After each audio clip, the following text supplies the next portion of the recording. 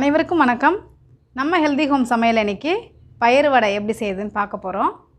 முழு பயிரை 12 மணி நேரம் தண்ணியில் நல்லா ஊற வச்சோன்னே இதை மாதிரி தோல் தனியாக பயிர் தனியாக வந்துடும். நம்ம உளுந்து அலம்புற மாதிரியே தான் தோல் எடுத்துடணும். இப்படி நல்லா கசக்கி இப்படி அலம்பினோம்னா தோல் தனியாக வந்துடும். தோலோடு பிடிக்கிறவங்க தோலோடு போட்டுக்கலாம். நான் தோல் எல்லாத்தையும் எடுத்துட்டு நம்ம எப்படி உளுந்து வடைக்கு அரைக்கிறோமோ அதே மாதிரி பயிருக்கும் நல்லா நுரைச்சி அரைச்சிட்டு உளுந்து வடை தட்டுற மாதிரியே தான் பயிர் வடை தட்ட போகிறோம் இன்றைக்கி.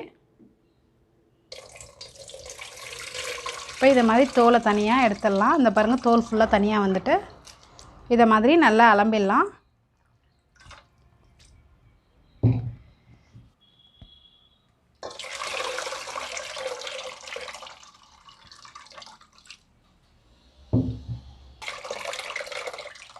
கொஞ்சம் கொஞ்சமாக தண்ணி சேர்த்து தோலை தனியாக எடுத்துக்கலாம். இப்போ பயிரை நல்லா அலசியாச்சு. பார்த்தா உளுந்து மாதிரியே இருக்குது. பைத்தம்பருப்பில் செஞ்சிங்கன்னா இந்த அளவுக்கு டேஸ்ட் வராது. ரொம்ப அலசணும்னு அவசியம் இல்லை. பாதி தோல் போயும் பாதி தோல் போகாமல் இருந்தாலும் ஓகே தான்.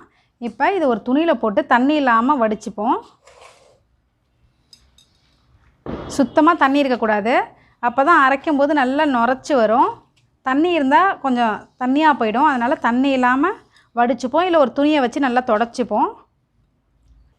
இப்போ இதை மாதிரி ஒரு மூட்டை கட்டி நம்ம தொங்க விட்டுட்டோம்னா அப்படியே தண்ணி எல்லாம் வடிஞ்சிடும். அப்புறமே எடுத்து யூஸ் பண்ணிக்கலாம். அவசரமாக யூஸ் பண்ணுற மாதிரி இருந்ததுன்னா நல்லா துணியை போட்டு நல்லா தொடச்சிருவோம் ஈரம் இல்லாமல்.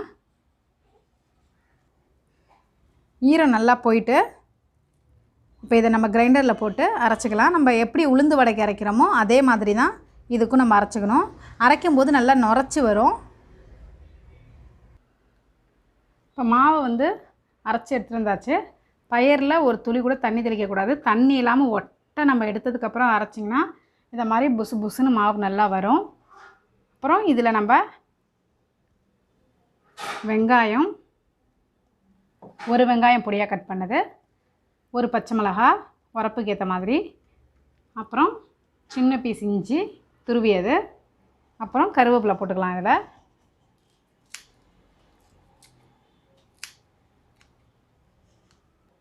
தேவையான அளவு உப்பு.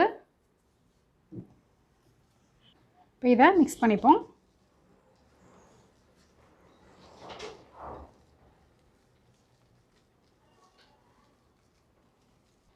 நல்ல ஃப்ளேவர் அருமையாக இருக்குது. இது உளுந்து வடை மாதிரி தான். இதுவும் நல்ல டேஸ்ட்டாக இருக்கும். அடுப்பில் எண்ணெய் வச்சு நல்லா சூடு பண்ணியாச்சு. மாவும் ரெடியாக இருக்குது. இப்போ தண்ணியில் கரண்டியை நல்லா இதேமாதிரி டிப் பண்ணிவிட்டு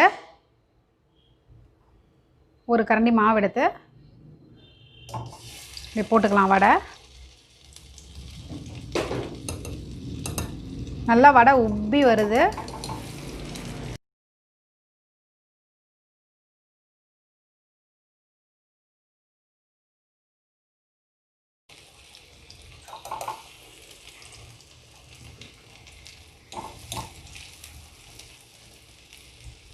இதுக்கு பேர் தான் கரண்டி வடை. கரண்டியால் போகிறனால கரண்டி வடை. நல்லா திருப்பி விட்டுக்கலாம்.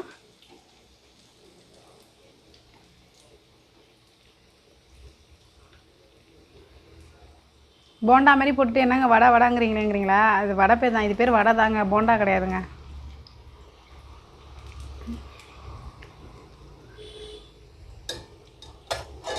ரெண்டு சைடும் ப்ரௌன் ஆனோன்னு எடுத்துடலாம்.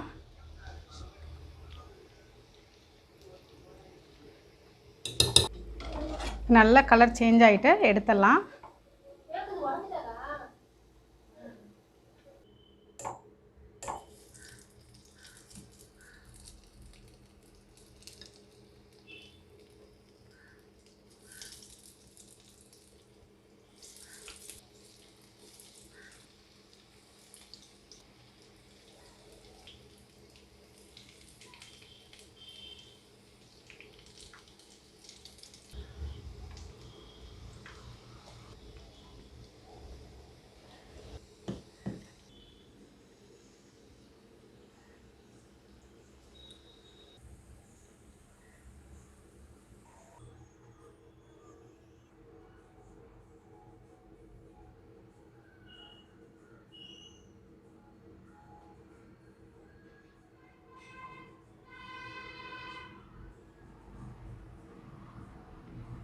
தக்காளி பழத்தை தோலை கட் பண்ணுறதுக்காக இதை மாதிரி மெல்லிஸாக கட் பண்ணிவிட்டு இதை மாதிரி ரோல் பண்ணுறேன்.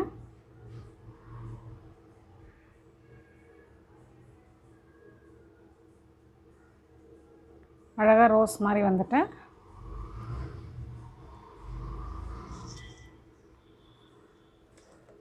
பயிறு வடை ரொம்ப அருமையாக வந்திருக்கு.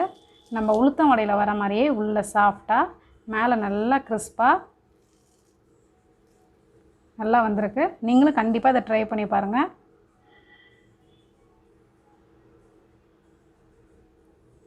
உங்களுக்கே இதோட டேஸ்ட் நல்லா டிஃப்ரென்ஸ் நல்லா தெரியும். இன்னொரு வீடியோவில் நான் உங்களை சந்திக்கிறேன். அன்பால் இணைவோம், ஆரோக்கியமாக வாழ்வோம். இன்றே இணைந்திருங்கள் ஹெல்தி ஹோம் சமையலோடு.